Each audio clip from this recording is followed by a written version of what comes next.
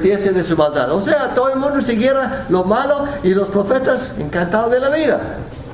Y dice, me fueron todos como Sodoma y sus moradores como Gomorra. Recordamos que Dios quemó vivos esas dos ciudades junto con otras ciudades cerca por ser homosexuales. Y nos dejó un ejemplo al mundo que la homosexualidad es contra Dios. Pero no solamente homosexualidad, adulterios, mentiras, secuestros. Cuando usted lee el 1 de Timoteo capítulo 1, habla de los secuestradores, matadores de padres y madres, homosexuales. Ahora se han hecho leyes para proteger a los homosexuales, ¿por qué no hacen leyes para proteger a los secuestradores? Si quieres secuestrar a tu niño, ese es el estilo de vida de ellos. Si quieren matar a su hijo, pues esa es vida de ellos. ¿Por qué no los protegemos con la ley también? No, están en la misma lista los secuestradores con los homosexuales. No sé si agarraron el punto que estoy haciendo. Yo sé que no vamos a hacer ilegal los secuestradores, pero ¿por qué vamos a seleccionar un cierto grupo de esa lista de 1 Timoteo 1 y decir está bien?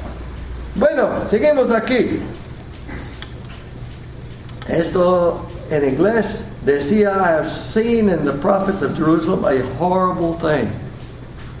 They commit adultery and walk in falsehood. They also strengthen to the hands of evildoers, so that none returns from his evil. They are all of them like Sodom to me, and its inhabitants like Gomorrah. Dios está enojado con ellos.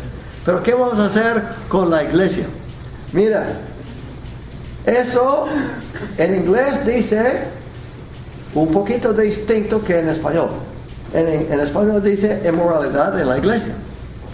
Y en inglés dice fornicación entre ustedes. Pero es la misma idea, porque es la iglesia. Son los hermanos, nosotros. Muchos tienen la idea, iglesia, y se les viene en la mente al instante un edificio allá en la esquina. Pero aquí está hablando de inmoralidad entre ustedes. Y en el libro de Corintios, 1 Corintios, para ustedes que prefieren inglés, ahí lo tiene abajo.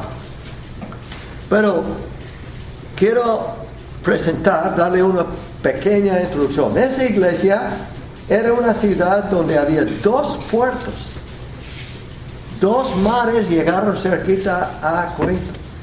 Usted sabe que un pueblo de puertos, casi por ejemplo, en general está lleno de prostitutas, los que están robando, maldad. Pero 2 puertos, peor todavía. Y la ciudad de Corinto, si usted decía, yo soy de Corinto, era casi como confesar, yo soy adúltero o yo soy fornicario. Porque así era. Pero una vez que se convirtieron al Señor, debían haber abandonado ese estilo de vida. Debían despojar del viejo hombre y poner y revestirse de Cristo en el bautismo. Y practicar lo que Pablo decía en Colosenses de la circuncisión de Cristo. En el Antiguo Testamento la circuncisión era de la carne, del cuerpo, del ser humano, del hombre. Pero en el Nuevo Testamento la circuncisión es del corazón. Una transformación de quitar lo que no sirve del corazón y tener un corazón limpio. Pero en la iglesia de Corinto había cierta persona en la iglesia, pero no solamente vivía en la fornicación, lo cual era suficiente malo, sino vivía con su madrastra. Y parece que todavía no está muerto el papá, porque cuando llegamos a segunda carta, Pablo menciona a aquel que recibió el agravio, que probablemente está hablando del papá de ese hombre. O sea, lo que sea, es una cosa que ni los paganos practicaban nada tan malo. Pablo dice, en efecto se oye. Pablo está en otro lugar lejos, pero llegó la noticia a él, aquí en esa iglesia hay fornicación, pero no cualquier fornicación. Una inmoralidad tan mala que uno tiene la mujer de su padre. Y Pablo les regaña, pero fuertemente. Fíjense lo que dice: en efecto se oye que entre ustedes hay inmoralidad. O sea, no son morales. Quiere decir no morales. Y una inmoralidad tal como no existe ni siquiera entre los gentiles. Los malos ni practican eso. Al extremo de que alguien tiene la mujer de su padre. Pablo no le pone nombre a ese hermano. Todo el mundo ya sabe quién es. No tiene que ponerle el nombre de ese hermano de Corinto. Pero yo sé que todos saben, inmediatamente está hablando de fulano. ¿Y qué vamos a hacer? Bueno, Pablo dice: y ustedes se han vuelto arrogantes en lugar de haberse entristecido. No sabemos cómo o por qué tenía esa actitud de ser arrogante. De repente son arrogantes, no, que ese hermano da muy buenas ofrendas. Oh, ese es muy bueno para ofrendar. ¿Para qué vamos a decir algo? O ese hermano tiene mucha educación. O ese hermano, pues, es muy buen líder. O ese hermano, en fin, no sé, pero están tolerando. ¿Qué hacen ustedes, hermanas, cuando ve un ratoncito en la casa? ¿Cómo se llama? ¿Pericote o mouse? What do you say for mouse here? ¿Ratón? ¿Qué hace cuando ve un ratón? Oh, pobrecito, qué chulito. Le voy a poner un poquito de pan aquí para que come en la noche. No, al instante usted dice: ¿dónde está la trampa? Trampa, lo vamos a ponerle veneno. Vamos a matar a ese. Usted no da bienvenido a ese ratón. Tengo un prima hermana que vivía en una casa bien vieja y tenía un ratón tan grande que cuando corría por el piso se oía. ¿Sí? Se oía que corría. Pues a los ratones llegan pocos grandes a veces. Pero nosotros eliminamos un ratón o una víbora que se mete en la casa o algo que nos sirve, hasta cucarachas los eliminamos, los matamos. Pero cuánto más debemos eliminar el pecado que va corrompiendo.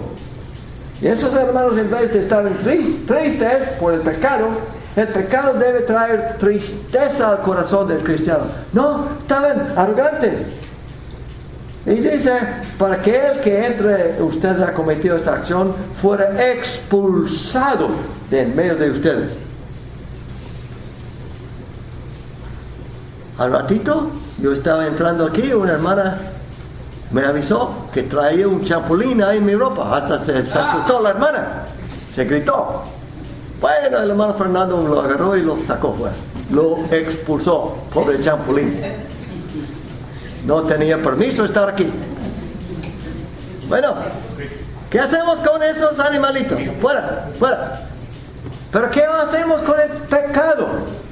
Bueno, hay que expulsarlo. Sigue diciendo Pablo en 1 Corintios capítulo 5 versículo 3. Pues yo, mira, Pablo está lejos. Yo de mi parte, y recuerda que Pablo es un apóstol, autoridad tiene, no es cualquier hermano. Yo por mi parte, aún es ausente en cuerpo, pero presente en espíritu, como si estuviera presente, ya he juzgado al que cometió tal acción. Siempre los pecadores dicen: Cristo dijo, no juzgáis. Pero Cristo está hablando de criticar, ser criticones. Pero en la iglesia tenemos que juzgar si uno anda mal. Si uno anda mal públicamente en un pecado tal como eso, hay que decir: está mal. No cerrar los ojos. Entonces Pablo ya había juzgado a la persona que cometió ese pecado, y dice versículo 4, lo que deben hacer: en el nombre de nuestro Señor Jesucristo, o Jesús, cuando estén reunidos y yo con ustedes en espíritu, o sea, Pablo dice: yo los apoyo en espíritu, y con el poder de nuestro Señor Jesús. Recuerda que no estamos sirviendo un Jesús débil, no estamos sirviendo un Jesús que no tiene fuerza, sino tiene fuerza. Y en el poder de nuestro Señor Jesús, entreguen a ese tal a Satanás para la destrucción de la carne. No es una explicación grande. Pero si expulsamos un chapulín fuera, probablemente allá alguien lo va a matar, o lo van a ver y pisar. Pero en ese caso, si expulsamos una persona de la iglesia, ahí va a estar dispuesto a estar Satanás a agarrarlo. No va a tener la fuerza que tiene aquí, porque ¿qué pasa cuando hay un enfermo, cuando hay problemas? Hermanos, oren por mí, ¿verdad? Estamos orando unos por otros. Pero ¿qué va a pasar a aquel hermano que ya no asiste?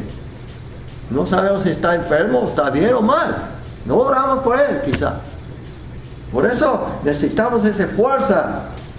Pero dice de la destrucción de la carne, no del espíritu, a fin de que su espíritu sea salvo en el día del Señor Jesús. Hay distintas maneras de interpretar eso, y no voy a meterme muy profundo en cómo interpretar ese ser entregado a Satanás. Nomás voy a decir, quizá no entendemos todo, pero que tenemos que practicar. Tenemos que tratar de entender que a una persona que está aquí entre nosotros viviendo mal, nos va a corromper la mente y corromper el espíritu. Por eso, Pablo dice, la jactancia de ustedes no es buena. Dejen de jactar que ese hermano sigue asistiendo con ustedes.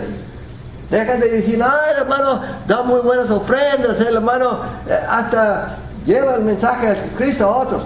Dejen de jactarse sobre esa persona. ¿No saben ustedes, dice Pablo, que un poco de levadura fermenta o leuda toda la masa? Las hermanas saben muy bien. Si tienen una masa de harina y se le echa un poquito de polvo de horno, ya saben lo que va a suceder. Se va a hinchar. Se va hinchando, preparándose para el horno. Pero Pablo aquí está hablando de la levadura como algo malo. La levadura, ¿cómo trabaja? ¿Se oye trabajando? ¿Verdad que no se oye nada? Y es tan despacio que trabaja, usted no puede parar ahí y decir, yo sí veo que está creciendo rápido, ¿no? No se mira nada. Conocimos una hermana que un día estaba recién casado y no sabía cómo hacerle, y estaba preparando un pan, pero echó algo que no debía haber echado, entonces no iba a salir por nada. Entonces ella no quería que su nuevo esposo dijera nada, entonces ella se fue al jardín y escarbó y puso esa masa de harina y lo tapó. En pocos días viene el esposo. Hay algo en el jardín que se ha crecido grande, está levantando algo grande.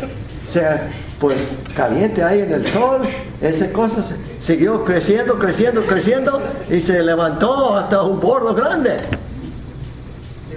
Lo que ella quiso esconder siempre salió a la vista. Y lo que nosotros a veces queremos meter la basura debajo de la alfombra para que nadie sepa que hay pecado aquí, pero tarde o temprano sale. Tenemos que ver qué hace esa levadura. Tenemos que corregir y regañar lo que no sirve. Sigue diciendo Pablo, limpien la levadura vieja para que sean masa nueva. En la ley de Moisés, cada año se celebraba la Pascua, y en conjunto con la Pascua había una celebración del pan sin levadura. Para esta semana tenían que sacar toda la levadura de la casa. Y decían que los judíos, hasta que las damas se fueron por la casa barriendo para estar seguros que no había ni siquiera un poquito de levadura en la casa. Porque el pan sin levadura es lo que debían participar en esa Pascua. Y es en esta semana la fiesta del pan sin levadura. Pero nosotros participamos de Cristo, porque Cristo es nuestra Pascua. Aquí dice este versículo 7: limpian la levadura vieja para que sean masa nueva, así como lo son en realidad sin levadura, porque aún Cristo, nuestra Pascua, ha sido sacrificado. Cristo, nuestra Pascua, ha sido sacrificado. Entonces ya no estamos matando becerros para celebrar la Pascua. Tenemos un becerro, el Cordero de Dios, Jesús. Pero ¿de qué nos sirve como